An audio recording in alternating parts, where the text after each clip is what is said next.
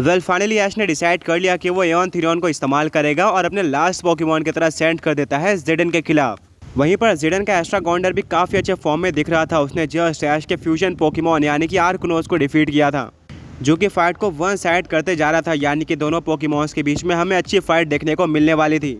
मिस्टी कहती है इससे पहले हमने सिर्फ और सिर्फ एओन थीरियन हेक्टर के पास देखा था, जिसके बाद वो रिलीज हो गया था।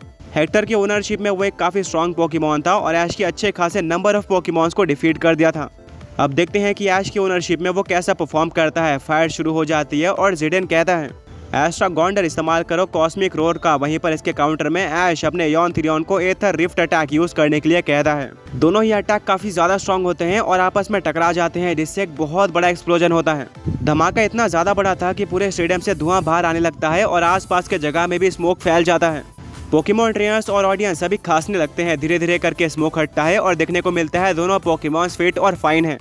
किसी को भी डैमेज नहीं पड़ा है। ऐश एक स्माइल देता है और कहता है कि एओन थीरियन हम इस फाइट को डोमिनेट करते हुए जीतेंगे। ये फाइट क्लोज नहीं जानी चाहिए। इस्तेमाल करो अपने स्पेशल अटैक यानी कि एट्रोस जजमेंट का। एओन थीरियन अपनी आंखों को बंद कर लेता है और अगले बड़े अटैक के लिए प्रिपेयर कर रहा होता है। वहीं पर ज़ेडन को पता था कि ये काफी स्ट्रॉन्ग अटैक है और एओन थीरियन को इससे पहले डैमेज देना जरूरी है, इसलिए वो भी अपने एस्ट्रागोंडर को उसका सबसे स्पेशल अटैक यानी कि होराइजन एक्सटिंक्शन यूज करने के लिए कह देता है। जैसे ही एस्ट्रागोंडर इस अटैक को इस्तेमाल करता है, एओन थीरियन की आंखें खुल जाती हैं एंड बैटलफील्ड पूरी तरह से फट जाती है, जिससे एस्ट्रागोंडर आसमान की तरफ जाता है एंड तभी उसके ऊपर एक मीटियोर भी गिर जाता है। एस्ट्रागोंडर को खुद भी नहीं पता था कि उसके साथ ये सब क्या हो रहा है। मीटियोर के साथ वो जमीन पर गिरता है और अब वो मीटियोर के नीचे फंस चुका था। वहीं पर होराइजन एक्सटिंक्शन एओन थीरियन के ऊपर लग जाता है, जिससे एओन थीरियन को पीछे आना पड़ता है और उसको डैमेज भी पड़ता है। पर अब देखना यह था कि एस्ट्रागोंडर के साथ क्या हुआ है। तभी वो मीटियोर फट जाता है और इसके फटने के पीछे का रीजन और कोई नहीं बल्कि एस्ट्रागोंडर ही था, जिसने कॉस्मिक रोर अटैक का इस्तेमाल करके मीटियोर को तोड़ दिया है और उससे बाहर आ गया है। बट उसको अच्छा खासा डैमेज पड़ा था क्योंकि ये एओन थीरियन का सबसे स्पेशल अटैक है। ज़ेडन कहता है कि हम इस फाइट को ज्यादा लंबा नहीं खींचना चाहते, अब इस्तेमाल करो एस्ट्रल रेजुवेनेशन अटैक का।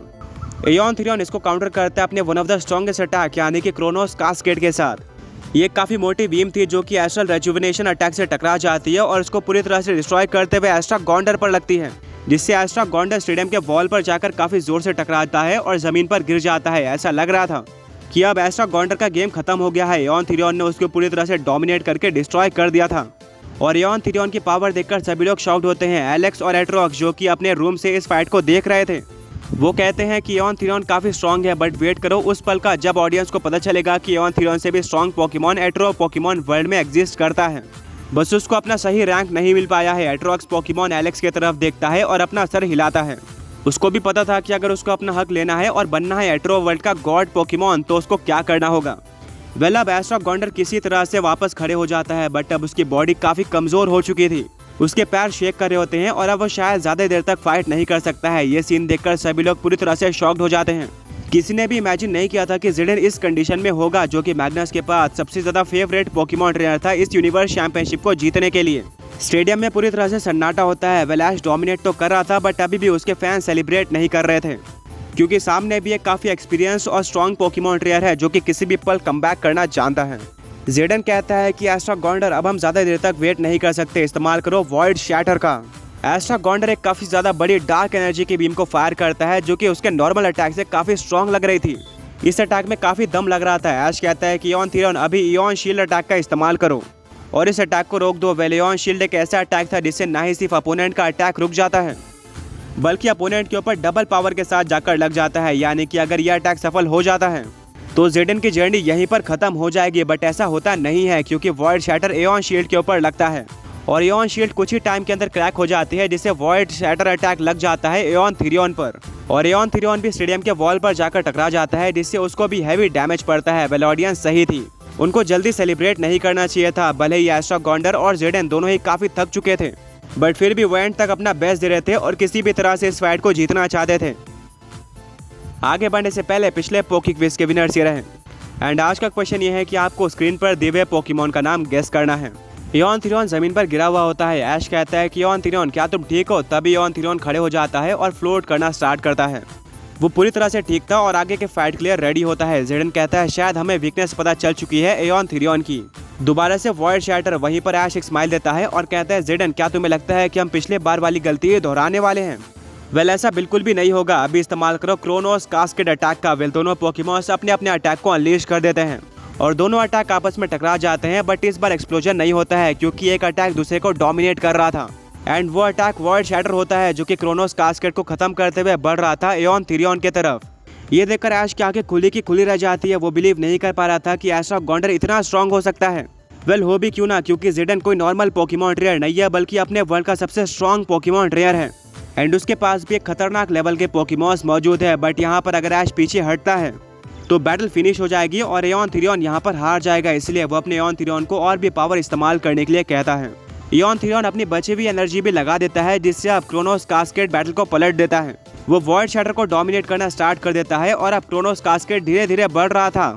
एस्ट्रा गॉन्डर की तरफ इक्वेशन क्लियर थी कि कोई भी पोकेमॉन पीछे हटता है वो डेफिनेटली हार जाएगा।